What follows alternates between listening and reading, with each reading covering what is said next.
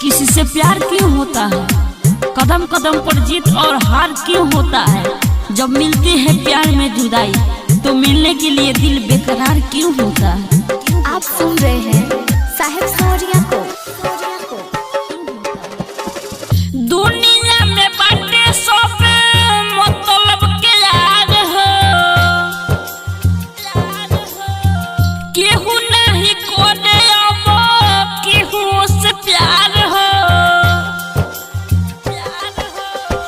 भूल नहीं पाए मौन के है, भूल नहीं पाए मौन के याद बड़ी आवे। जिके जनवो से ज्यादा चोहनी हो उहे हमें रोआवे। जिके जनवो से ज्यादा चोहनी हो उहे हमें रोआवे।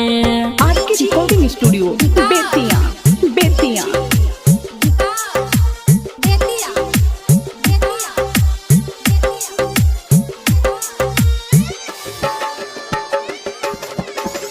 जैसे रहे दोस्ती ओकरा से अब बैर भइल, कौन कोई नहीं गलती सब अपने लोगवा गैर भइल। जैसे रहे दोस्ती ओकरा से अब बैर भइल, कौन कोई नहीं गलती सब अपने लोगवा गैर भइल। कुह कत रहेला जियारा हमर कतही न चैन आवे। जेके जनवो से ज्यादा चोहनी हो उहे हमें रोआवे। जेके जनवो से ज्यादा चोहनी हो उहे हमें रोआवे। आप सुन रहे हैं साहिब सौरिया को। सौरिया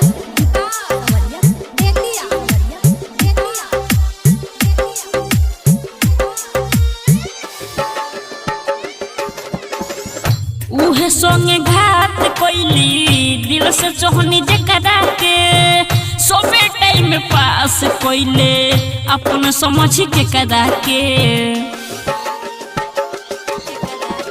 उहे संगे घात कोइली दिल से चोहनी जकरा के, सोबे टाइम पास कोइले अपन समझ के कदा के। साहेब सौरिया दुखवा राजू से सुनावे। जेके जनवो से ज्यादा चोहनी हो उहे हमें रोआवे।